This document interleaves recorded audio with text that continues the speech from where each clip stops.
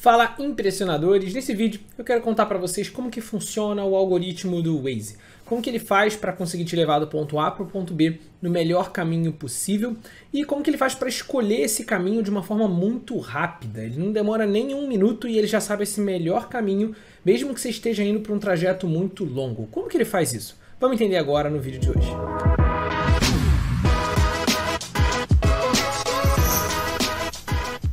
Bom, primeiro de tudo, eu queria dizer aqui que o que eu vou mostrar para vocês no vídeo de hoje é a lógica por trás que o Waze usa.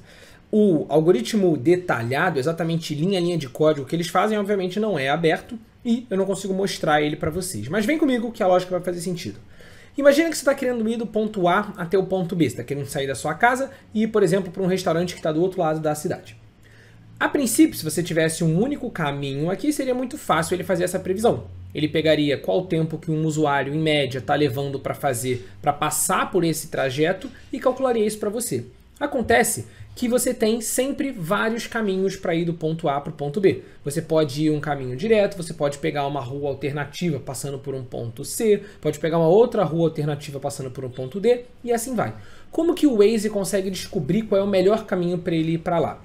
A forma mais simples, digamos assim, a forma inicial de você calcular o melhor caminho de um ponto para outro, seria essencialmente você ter uma projeção do tempo, que é o que o Waze faz. Ele usa os outros usuários para ter uma projeção do tempo em cada um desses caminhos. Então imagina que você está indo do ponto A para o ponto B, você só tem essas opções aqui, e aí de acordo com o tempo que os outros usuários passaram por essas ruas, pensa que cada seta dessa daqui é uma rua. De acordo com o tempo que outros usuários passaram por essa rua, ele tem uma estimativa de tempo. Quanto tempo vai levar para você ir entre o A e o C e o B? Ah, beleza, aqui vai levar 4 minutos, aqui vai levar 4 minutos. Do A para o B direto aqui vai levar 10 minutos, e do A para o B passando pelo D vai levar mais ou menos 10 minutos também. E aí você deve imaginar que se fosse só isso daqui, o Waze conseguiria de forma muito rápida te dizer qual é esse melhor caminho. Ele ia somar todos esses tempos aqui, então 4 mais 4 ia dar 8 minutos por essa parte de cima, 10 minutos pela parte de baixo, ele te fala, beleza, vai aqui por cima que você vai passar. Só que qual é o problema?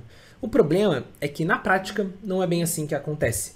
Porque na prática você não tem só uma opção para ir do ponto A para o ponto B. Eu até tentei representar aqui, mas imagina que se você for parar para pensar, você tem quase que infinitas possibilidades para você sair da sua casa e ir para um restaurante que está do outro lado da cidade. Ou seja, você tem infinitas possibilidades para sair do ponto A para o ponto B. E aí isso acaba que surgem dois grandes desafios quando tem essas infinitas possibilidades. O primeiro desafio é ele efetivamente conseguir descobrir qual é o melhor caminho. E o segundo desafio é ele conseguir descobrir qual é o melhor caminho de uma forma rápida o suficiente para você não ficar entediado e desistir de usar o aplicativo. Porque pensa, se ele descobrisse o melhor caminho, mas levasse 1 hora para calcular o melhor caminho, você não ia usar o Waze. Você ia para alguma outra alternativa que te desse a resposta mais rápida. Porque essa 1 hora você provavelmente já poderia ter chegado lá no seu destino final. Concorda comigo? Então como que ele faz? Basicamente ele vai fazer o seguinte, pensa que esse daqui vai ser a nossa representação de milhares e milhares de caminhos possíveis. O Waze vai usar uma variação de um algoritmo chamado de A estrela, que por si só é uma variação, né, digamos assim, uma melhoria do algoritmo de Dijkstra. Eu não sei nem se fala exatamente assim, mas pelo menos quando eu aprendi foi assim que eu ouvi o pessoal falando. E como que ele funciona? Vem passo a passo comigo que a gente vai chegar lá. A lógica ela pode acabar ficando um pouco confusa, eu vou até tentar desenhar na minha tela aqui para você conseguir acompanhar comigo. Então você tem lá o caminho do ponto A para o ponto B e o Waze, de acordo com os usuários que estão ali dentro, consegue fazer uma estimativa de tempo que levaria para ele passar em cada um dos trajetos aqui dentro, beleza? E aí, essencialmente, o que ele vai fazer? Ele vai fazer o seguinte, olha só, vem comigo. Ele vai chegar aqui e aí a primeira coisa que ele vai fazer é, você está partindo do ponto A, beleza? Então esse ponto aqui ó, que eu estou sinalizando de vermelho. Aqui, saindo do ponto A, qual é o menor tempo possível? Ou seja, qual o menor trajeto possível saindo do ponto A? Repara, eu não estou indo do ponto A para o ponto B, eu estou olhando só saindo do ponto A, qual o menor trajeto possível. Aí ele vai falar, beleza, esse trajeto de 1 aqui.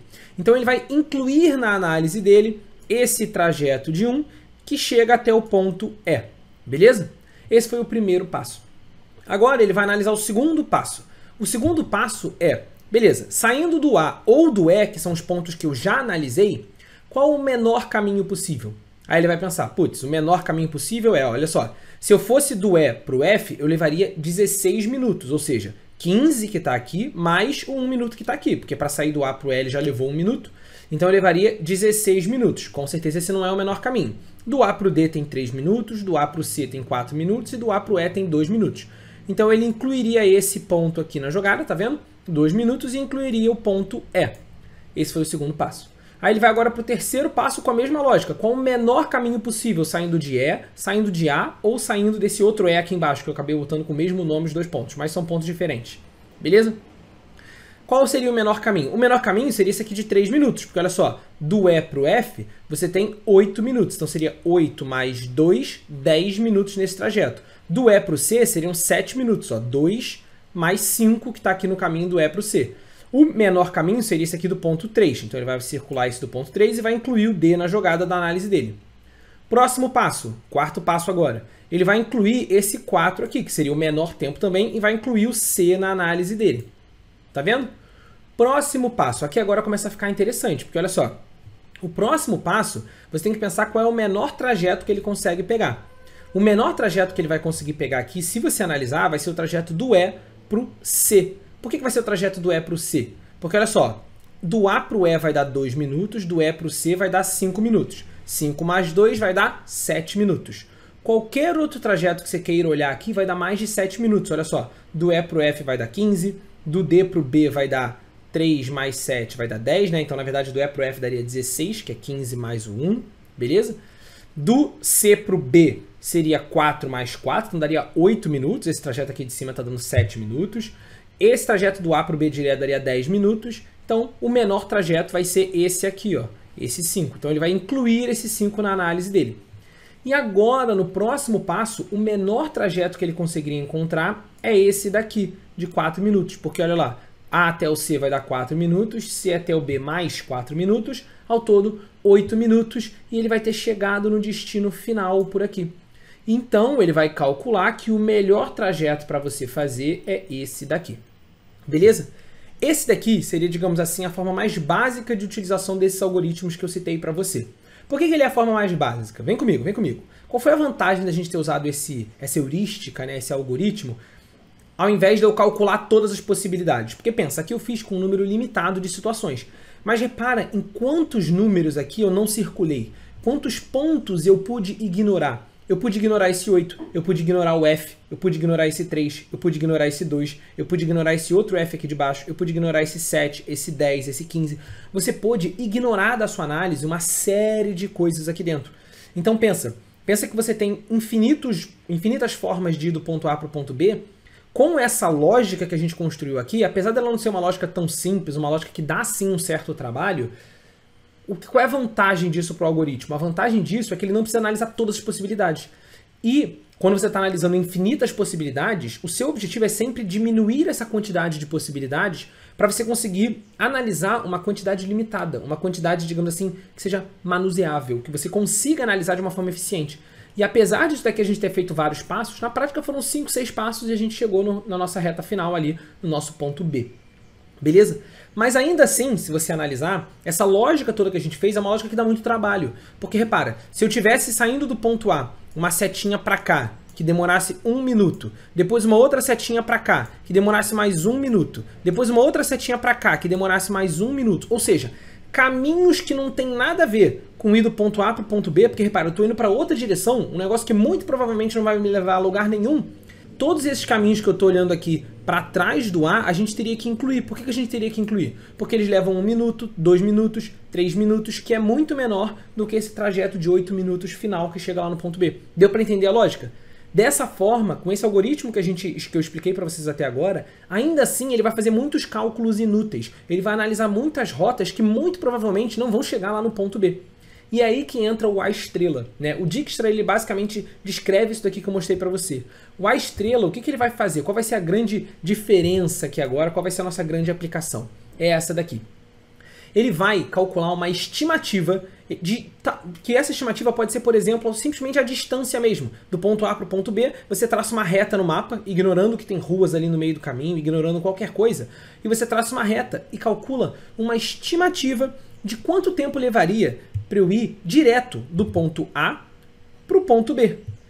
Ou do ponto E para o ponto B. E aí, digamos que essa estimativa daqui fosse, por exemplo, 3 minutos aqui, 5 minutos aqui, Ou simplesmente a distância, isso aqui dá 3 km, isso aqui vai dar 5 km, isso aqui vai dar 2 km, isso aqui vai dar 1 km, isso aqui vai dar 1 km, aqui vai dar 10 km, isso aqui vai dar 3 km.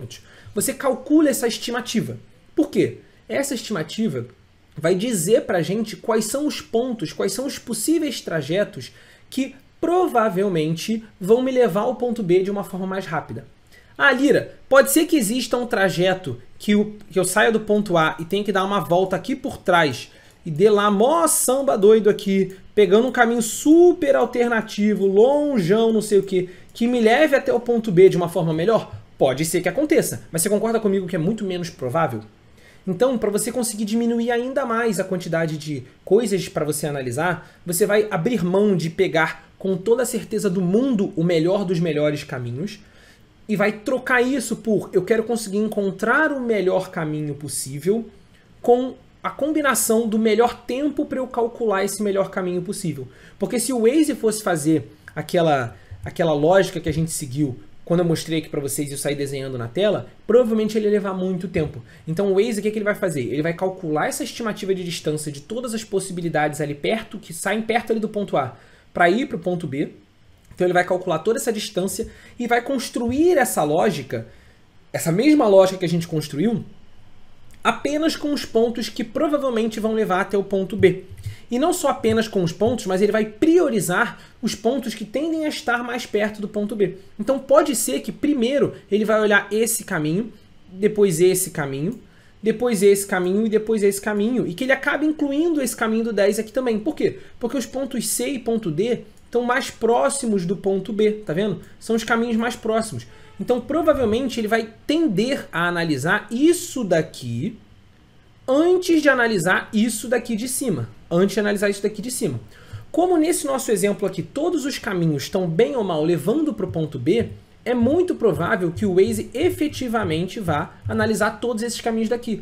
Mas com isso, o Waze ele vai ignorar qualquer ponto que esteja aqui para trás, concorda comigo? Ele vai ignorar qualquer ponto que esteja aqui para trás. Porque se tiver algum ponto aqui para trás que a distância dele até o ponto B seja muito maior do que a própria distância do ponto A até o ponto B, muito provavelmente ele vai acabar ignorando. Então, na hora de fazer a conta que ele efetivamente vai fazer ali dentro, não vai ser simplesmente a conta de qual é o tempo que eu vou levar do A até o ponto E. Vai ser qual o tempo que eu vou levar do A até o ponto E, mais a estimativa de tempo que eu tenho do E até o ponto B. A estimativa, esse cálculo direto que eu fiz. Se essa soma daqui for menor do que a soma de A até o ponto C e a estimativa de C até o ponto B, então eu vou escolher o menor caminho. Fez sentido? Então, ao invés da conta que ele vai fazer, a conta que a gente fez da outra vez foi, na hora de sair do ponto A, eu quero descobrir qual é o menor tempo saindo do ponto A. Então, o primeiro que ele olhou foi esse 1 aqui. Agora não vai ser essa conta. Agora essa conta vai ser a seguinte conta. Qual é a menor estimativa saindo do ponto A e somando esse númerozinho daqui com a estimativa do ponto destino até o ponto final. Vou repetir, olha lá, vamos pegar um exemplo aqui que eu acho que vai facilitar. Ó. Digamos que do A para o E eu tenha 1 minuto, que é um tempo conhecido, porque eu começo a análise no meu ponto A, tá vendo? Eu começo a análise no meu ponto A. Então eu tenho esse 1 minuto daqui e a minha estimativa do E para o B seja 10 minutos. Digamos que do A para o C eu tenha 4 minutos, mas a minha estimativa do C para o B seja de 2 minutos. Beleza? E digamos que a minha estimativa do D para o B seja de 5 minutos.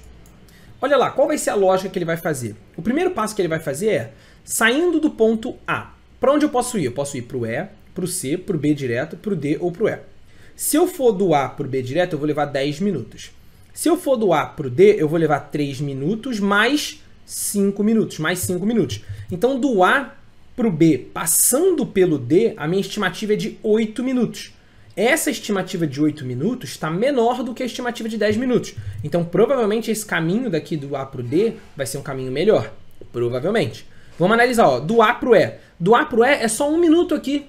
Mas a estimativa do E para o B é de 10 minutos. Então, a estimativa do A para o B, passando pelo ponto E, fazendo esse trajeto aqui, vai ser uma estimativa de 11 minutos. Desculpa o meu desenho horrível, que eu sou meio ruim de desenhar com o mouse. Mas tá vendo? A estimativa vai ser uma estimativa de 11 minutos, que é pior do que essa estimativa do A para o B direto. Então eu não vou pegar ela. Só que olha só, A estimativa de eu ir do ponto A para o ponto B, passando pelo ponto C, é uma estimativa de 6 minutos, tá vendo? Então, muito provavelmente, ele vai começar a análise por aqui. E começando a análise por aqui, nesses números que a gente tem, ele já vai de primeira encontrar o melhor caminho. Porque a estimativa dele do C para o B fez com que ele chegasse no menor caminho possível, que é um caminho que vai levar 8 minutos, tá vendo? 4 mais 4, que vai ser o menor caminho possível. Aí você fala, Lira, mas você deu sorte, né? Você escolheu números aqui propositais para esse já cair direto de primeira o melhor caminho. Sim, no exemplo que eu dei foi isso, mas repara, dessa forma ele não precisa ficar analisando o caminho do A para o E, porque o E, a estimativa de distância do E para o B é uma estimativa muito longa. Então, com essa estimativa, apesar de você perder, digamos assim, o 100% de precisão, em 99,9% dos casos, ou que não seja 99,9%, mas na grande maioria dos casos, você vai conseguir sempre encontrar o melhor caminho. Isso já é bom o suficiente para o Waze conseguir calcular essa sua rota e te dar em poucos segundos qual seria o seu melhor caminho. E é essa lógica que o Waze vai seguir para conseguir calcular o melhor trajeto entre o ponto A e o ponto B. Beleza, Lira, mas como que eu construo esse código efetivamente? Como que eu faço essas contas e tal? Isso daqui entra um pouco já na área de ciência de dados, de otimização, um pouco de pesquisa operacional. Você pode dar o nome que você quiser aí, mas essencialmente você está querendo usar uma linguagem de programação, que é o que o Waze vai fazer, para conseguir calcular o melhor trajeto entre o ponto A e o ponto B. Qual a linguagem de programação, Lira? Basicamente, qualquer linguagem de programação vai te permitir fazer esse cálculo. As empresas vão escolher, né, de acordo com o desafio, a linguagem de programação que mais se adapta para elas, seja que a equipe dela já sabe usar, já sabe programar naquela linguagem, seja uma linguagem que já tem esse tipo de solução pronta ou semi-pronta, e assim vai. Então, no nosso programa de ciência de dados, quando a gente foca em desafios mais ou menos como esse daqui, a gente acaba usando o Python, que acaba sendo a linguagem mais usada nessa área de ciência de dados, nessa parte de otimizações e assim vai. Beleza? Mas saiba que dá para você criar essa solução aqui em outras linguagens de programação também. Se um dia você quiser que eu traga um código que resolva esse problema daqui e mostre isso funcionando na prática para vocês, linha a linha de código, deixa aqui nos comentários que quem sabe a gente pode construir. Seria uma aula bem longa, porque vai dar trabalho construir isso explicando tudo detalhado, mas se for um pedido de muita gente, quem sabe a gente não traz esse conteúdo, quem sabe eu não peço o Lucas, que é o nosso especialista de ciência de dados, para trazer para vocês. Beleza? Um grande abraço, espero de verdade que vocês tenham gostado e até a próxima aula.